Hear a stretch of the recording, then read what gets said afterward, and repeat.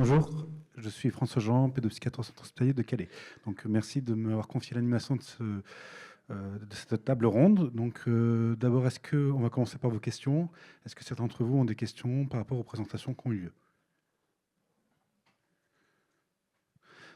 Pas de questions tout de suite. Ah, petite une.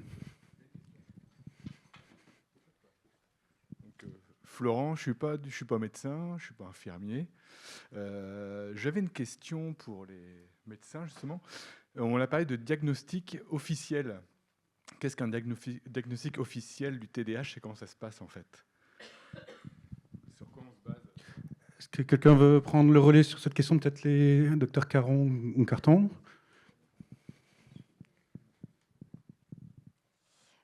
Alors, c'est une bonne question. Effectivement, un diagnostic officiel, on va dire que c'est un diagnostic médical qui est posé par un médecin qui connaît, qui est formé aux troubles du TDAH. Je pense que les pratiques peuvent différer en fonction des professionnels, mais il y a un relatif consensus sur des outils qui peuvent aider à l'exploration du diagnostic. L'évaluation, notamment une évaluation très importante de l'anamnèse, donc c'est-à-dire de l'évolution des symptômes depuis l'enfance, et également de savoir comment s'est passée la grossesse, savoir s'il y a eu des facteurs favorisants, des complications à la naissance. Donc évaluer comment s'est passée la scolarité et le reste du développement jusqu'à l'âge adulte. Et donc essayer de recueillir ça, notamment chez les patients adultes, faire cette recherche rétrospective et s'appuyer sur des outils standardisés ou sur les critères du DSM qui existent et qui sont bien définis. Donc comme outil standardisé, on utilise beaucoup la DIVA. La DIVA qui est un questionnaire qui est un hétéro-questionnaire qui se pose en présence du patient et idéalement en présence d'un père. Donc que ce soit, si c'est souvent, quand c'est un jeune étudiant, c'est souvent un parent. Quand ce sont des personnes d'une quarantaine, cinquantaine d'années, souvent ça va être le conjoint ou la conjointe. Et donc qui permet d'apporter un éclairage extérieur sur les difficultés qu'a pu présenter la personne ou qu'elle peut présenter encore actuellement. Et ça repose aussi sur l'évaluation des comorbidités associées pour ne pas passer à côté donc déjà d'un diagnostic différentiel qui permettrait de mieux expliquer le trouble, mais également d'identifier des comorbidités associées au TDAH qui sont importantes à prendre en charge et qui vont un peu déterminer la séquence de prise en charge du patient. Donc c'est un diagnostic qui n'est pas rapide, qui peut prendre du temps. Mais je pense que c'est important de prendre son temps pour limiter les écueils de sur- et de sous-diagnostic qui, de toute façon, vont entraîner des retards à la prise en charge derrière, puisqu'on ne va pas traiter la bonne chose. Donc ça prend du temps, mais c'est important à faire correctement parce que c'est assez complexe et les symptômes pas très spécifiques. Je ne sais pas si tu veux ajouter. Moi, je peux rajouter aussi une question qui revient souvent chez certains patients par rapport à la légitimité qu'ils ont de porter ce diagnostic-là.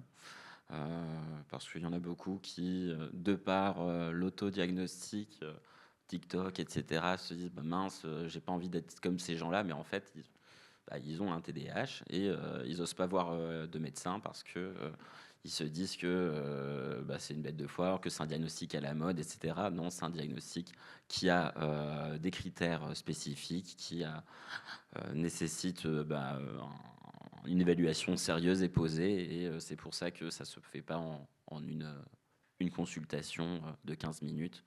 Donc voilà, c'est important que le diagnostic il soit, même quand on pense que c'est évident, etc., qu'il soit bien fait pour le patient aussi, mais c'est aussi une question plutôt plus générale de santé publique, je pense, parce que de plus en plus, on va avoir, vu qu'on reconnaît de mieux en mieux le TDAH comme une entité à part entière, ce qui est une bonne chose, éviter de tomber dans les écueils où ça va être reconnu à tort alors qu'il n'y a pas lieu d'être. Enfin voilà, de toute façon, on va être dans une période où on va faire un yo-yo entre la juste mesure et le surdiagnostic et le sous-diagnostic, je pense, selon aussi le type de population. Enfin voilà, tout ça pour dire que c'est un enjeu actuel de vraiment bien poser le diagnostic et de savoir dans quelles circonstances on le fait et pourquoi on fait avec autant de précautions. Donc voilà. Merci pour vos réponses. Je vais mettre un petit grain de sel, si vous permettez. en France, un diagnostic est un apanage médical. Dans d'autres pays, des psychologues posent des diagnostics de TDAH. Et c'est quelque chose qui est assez défendu par les associations de patients dans certains domaines, que des psychologues puissent poser ces diagnostics-là, alors qu'en France, si un psychologue le faisait et l'affirmait, il pourrait être attaqué pour exercice illégal de la médecine. Donc un diagnostic officiel, pour répondre en partie, c'est un diagnostic posé par un médecin, et le médecin doit se juger compétent pour le poser. Et il y a cette question, parce que d'autres pays ne fonctionnent pas comme la France à ce sujet-là. Par exemple, les Pays-Bas, ils peuvent se reposer sur des diagnostics de psychologues. Oui. Pardon, juste une précision à apporter par rapport à cette notion de diagnostic, parce qu'on a pas mal de sujets qu'on reçoit au niveau associatif. Il faut bien savoir qu'un bilan neuro ne fait pas un diagnostic. Donc ça, c'est un moment hyper important à avoir en tête, qui est encore trop méconnu en France. On voit beaucoup de personnes qui se présentent en disant « on m'a fait un bilan et en fait c'est négatif ». Il y a, selon les bilans, entre 39 à 89% de faux négatifs. Donc en fait, ça rejoint peut-être, c'est un praticien qui soit formé, un diagnostic différentiel, donc avec les autres comorbidités. Bonjour, Sophie Maillard, je suis psychiatre de secteur à l'EPCN d'Armentières. D'abord, merci pour vos présentations très claires, très éclairantes. J'avais 2 questions. Je suis arrivée un peu en retard, donc je ne sais pas si ça a été répondu peut-être avant, mais quand on a un patient, de plus en plus de patients nous sollicitent pour des diagnostics. Les délais sont longs, effectivement, je crois plus de 6 mois au niveau du CHU. Est-ce qu'il y a une liste que vous pourriez transmettre vers lesquelles on peut orienter peut-être quand même vers des praticiens compétents pour le bilan, le diagnostic? Première question. Et deuxième question, est-ce que c'est documenté des comorbidités qui associeraient les troubles du comportement alimentaire, notamment restrictifs? J'ai en tête une patiente comme ça, où on finit par se demander, on met le focus d'abord sur ça, ou sur les troubles du comportement alimentaire, ou sur les deux. Comment on peut prendre en charge au mieux quand c'est intriqué de manière assez sévère? Alors, pour répondre à votre première question, c'est tout l'enjeu des CRTDH et une des missions des CRTDH, c'est vraiment d'établir une cartographie des professionnels formés sur le TDAH pour pouvoir orienter les patients. La problématique d'avoir une liste de médecins vers qui on oriente, c'est que ces médecins deviennent très rapidement saturés. Et en fait, au départ, moi, j'avais quelques médecins qui faisaient des évaluations diagnostiques de TDAH vers qui j'orientais les patients. Et j'ai arrêté de le faire parce que ces médecins avaient des files d'attente importantes et ça confrontait de nouveau le patient à un refus parce que le praticien ne voyait pas de nouveaux patients. Donc c'est vrai que par rapport à ça, on oriente de toute façon vers un suivi psychiatrique global, ne serait-ce que pour faire un premier état des lieux. Parfois, c'est un trouble anxieux à prendre en charge dans un premier temps, un trouble dépressif à prendre en charge dans un premier temps. Et de toute façon, on insiste aussi sur le fait que cette orientation doit être faite par un professionnel qui suit le patient pour que quand nous, on donne un avis, le patient puisse continuer à être suivi par la suite parce qu'on ne peut pas assurer le suivi, la prise en charge, le diagnostic et les suivis, quoi. Et surtout, on n'a pas de moyen de répondre en urgence, étant donné qu'on n'est pas sur les mêmes structures. Enfin, moi, je suis une seule fois par semaine au CHU.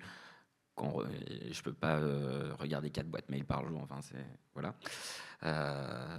Donc, c'est important qu'il y ait un référent médical dessus. Et nous, on donne notre avis. Et évidemment, on peut recevoir le patient quand il y a des soucis ou quand c'est des rendez-vous prédéterminés. Parfois, on arrive à trouver un peu de place pour faire des rendez-vous en semi-urgence, mais vu les délais d'attente, vous comprenez que c'est souvent assez chargé quand même. Donc voilà. Et il faut savoir que ce n'est pas une situation qui est régionale. Enfin, c'est vraiment une situation qui est rencontrée par l'ensemble des collègues de la région. On le voit là quand on discute sur les recommandations TDAH adultes. Enfin, tous les collègues souffrent de cette difficulté d'accès aux soins. Donc, c'est vraiment, pour moi, c'est vraiment un des enjeux prioritaires de fluidifier le parcours de soins avec ces CRTDH et avec des moyens, parce qu'il faut quand même des moyens pour démarcher l'ensemble des secteurs pour voir quel professionnel est sensibilisé au TDAH. Et après, il y a aussi les associations de patients qui peuvent orienter. Vous avez une connaissance aussi du terrain sur les professionnels. Donc, je ne sais pas si Arnaud, tu veux rajouter. Effectivement, en attendant, il y a des réflexions au niveau de la délégation interministérielle sur les TND, sur justement venir un peu labelliser les formations, les professionnels. En attendant, il n'y a rien qui existe. Donc nous, ce qu'on fait, et c'est finalement que les associations qui peuvent vraiment le faire, c'est qu'on va quémander des informations par réseau, etc., pour savoir qui serait formé. Voilà. Donc c'est rien de parfait, mais du coup, on le fait, même si ce n'est pas la partie la plus marrante pour un bénévole, mais on fait pas mal de temps. On vient communiquer pour des personnes en fonction de leur localisation, en fonction de la difficulté, dire voilà, il y a tel praticien qui existe. Je voulais aussi rajouter, du coup, ça va faire partie des missions hein, dans le cadre du CRTDH. C'est que je faisais déjà pendant mon clinica, c'est qu'éventuellement, moi ou Louise, mais je pense que Louise serait moins disponible pour ça, mais on peut venir dans un service ou dans quelque part un CMP, etc., pour, à la demande d'un service pour former des gens sur des sujets spécifiques. Alors, faire tout le TDAH en 4 heures, c'est compliqué. Ça dépend des demandes, des besoins, et puis on peut tout à fait caler ça sur une demi-journée, ou voire moins, hein, mais bon, quitte à nous bloquer une demi-journée, autant profiter, surtout qu'il y a plein de sujets qui peuvent être abordés, et éventuellement aussi des questions plus pratiques sur certains patients. Enfin voilà, tout à fait envisageable. Peut-être un peu en avance du coup. C'est tout. Et ça, c'est l'autre grosse mission des CRTDH. C'est vraiment la formation et la montée en compétences des professionnels pour avoir plus de monde qui puisse être capable qui se sentent légitimes en tout cas de gérer des patients avec un TDAH pour éviter d'emboliser et l'effet entonnoir.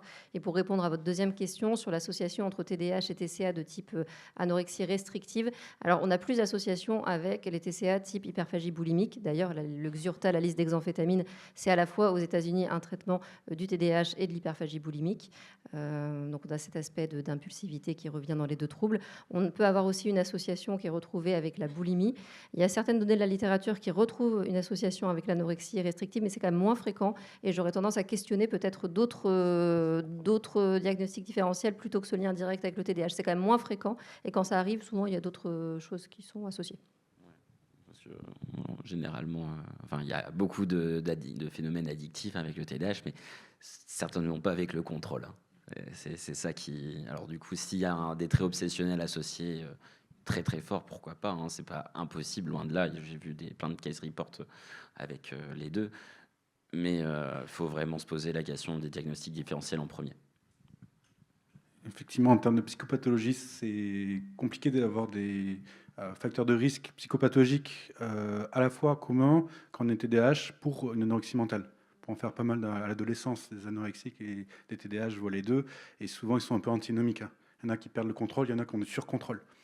Donc, puis le TDAH, il ne va pas porter autant attention à son image corporelle, à ses formes et tout. Ça, c'est plus quelqu'un qui a plus la capacité à se concentrer, à regarder ça, alors que le TDAH, il a vite zappé sur autre chose, quoi. Il a passé une chose à l'autre. Et en termes psychopathologiques, c'est compliqué d'avoir les deux, même si, bien sûr, en pratique, tout peut exister. Quelqu'un d'autre a des questions? Oui. Donc, bonjour, Carole Bataillon, moi je suis médecin. Je voulais vous poser une question par rapport donc aux personnes adultes atteintes de TDAH dans le milieu professionnel. Est-ce que vous avez, donc, parce que vous nous avez parlé de personnes qui étaient âgées de 40 ans aux alentours, donc j'imagine avec quand même un petit recul de vie professionnelle, est-ce que vous avez des RQTH pour des personnes atteintes de TDAH qui ont été posés par la MDPH? Est-ce que ça se passe relativement bien? Est-ce que derrière, vous avez pu faire des aménagements concrets au niveau de l'employeur? Alors, les RQTH pour un TDAH, c'est tout à fait possible. Après, la MDPH, sa mission, c'est pas d'évaluer normalement, officiellement, la pathologie, mais les répercussions. Donc, effectivement, un dossier qui est rempli la bonne façon et qui va montrer l'ensemble des impacts doit permettre une ouverture de droit avec notamment la reconnaissance travailleurs handicapés.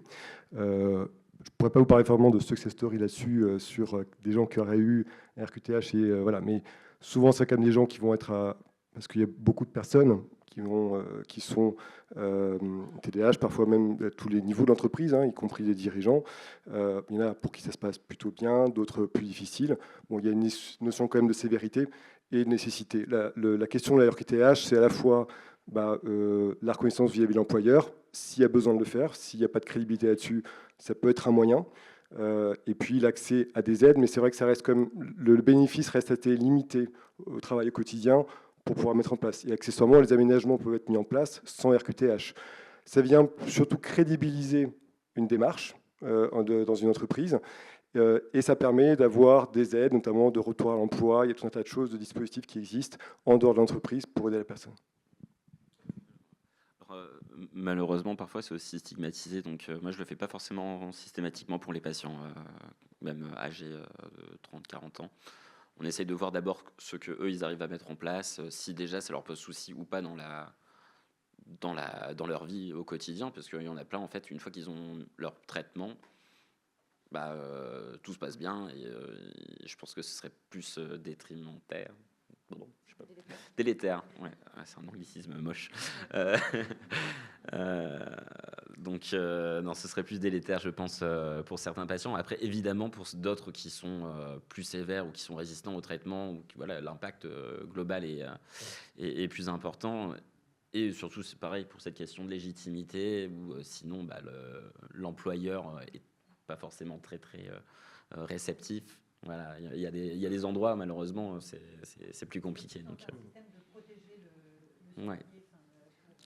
Donc, Après, j'ai une question complémentaire sur le même sujet, parce qu'il y a RQTH, il y a un autre mot un peu clé pour nous médecins, ce sujet, c'est médecine du travail. Oui. Quelle implication peut avoir la médecine du travail pour ce sujet-là ?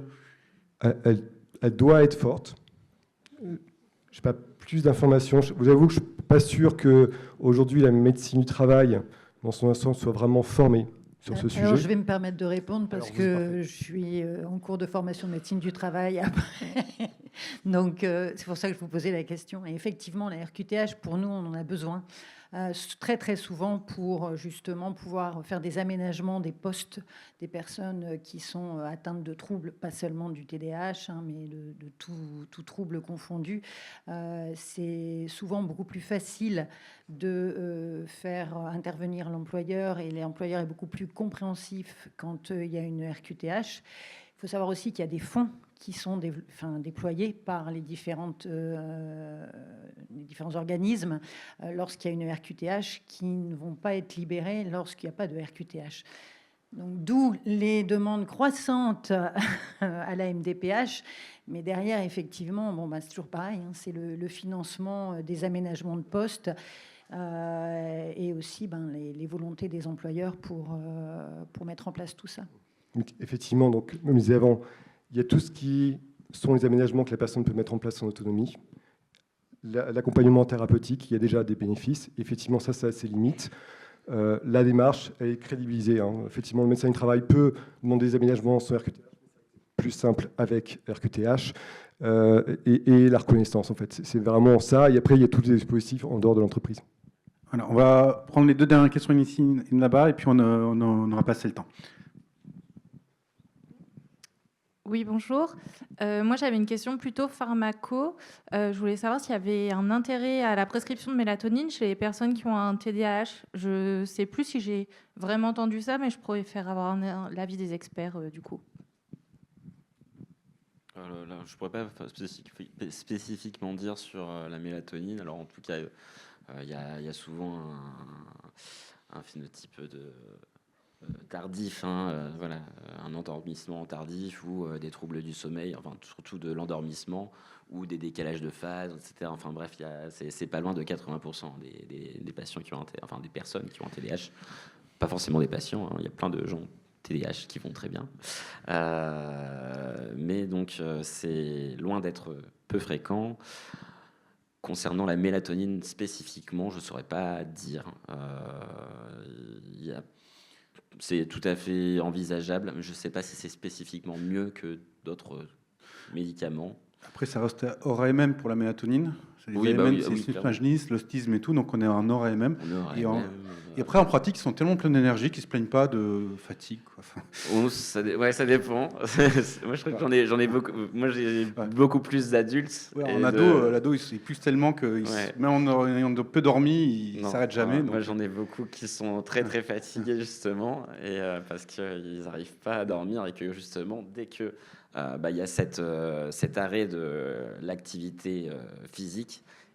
Ça switch sur de l'activité mentale et pas uniquement sur de l'activité mentale anxiogène. Hein. C'est qu'est-ce que je vais manger, qu'est-ce que je vais faire, qu'est-ce que machin, et ça s'arrête pas. Souvent, rien que le traitement par méthylphénidate ou le traitement par lisdexamphétamine et tout ça permet de diminuer les troubles du sommeil. Et alors, chose importante, parce que souvent on se dit que le méthylphénidate ou bref tous les psychostimulants empêchent de dormir. En pratique, moi j'ai tendance même à mettre des petites doses en milieu, fin de journée, parce que s'il y a une aggravation des troubles du sommeil après une prise le matin, c'est plutôt parce que c'est un effet de fin de dose. Chez vraiment la plupart de mes patients, alors il y en a, allez, on va dire une fourchette de 2 sur 10 où ça s'aggrave quand j'augmente, mais la plupart, ça améliore largement le sommeil. Et sinon, des fois, moi, j'utilise le catapressant qui maintenant est en AAC pour le TDAH. Mais bon, sinon, vous pouvez le prescrire hors AMM, très bien. Je vais censurer ce qu'il va dire après sur l'ordre réglementaire.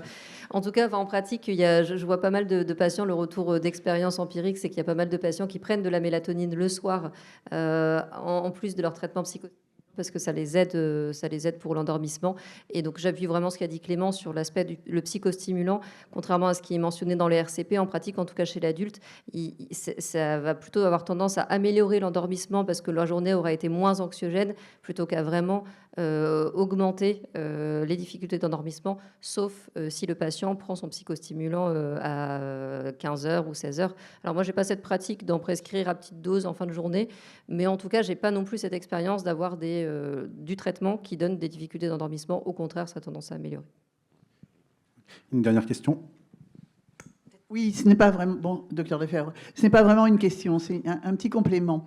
Vous savez certainement qu'il existe au niveau du Centre lillois de formation professionnelle, qui est juste derrière le CHU, une unité dédiée précisément aux personnes reconnues travailleurs handicapés psychiques, hein, et qui va leur permettre, si vous voulez, de maintenir ou de revoir leur maintien en milieu normal de travail. Hein, bon. Et le RQTH, c'est quelque chose vraiment de très bien, qui fonctionne très très bien, mais effectivement, la RQTH est obligatoire pour pouvoir accéder à ce type d'aide, hein, avec, si vous voulez, d'abord une période de 3 mois pour voir un peu ce que l'on peut faire, ce que souhaite la personne et ce qui est possible de faire en termes de formation professionnelle. Ensuite, la formation tout à fait classique, hein, formation classique. Et ensuite, bien sûr, une aide pendant 1 an pour la réinsertion en milieu normal. Et on a vraiment de très bons résultats, mais la RQTH est obligatoire. Merci beaucoup.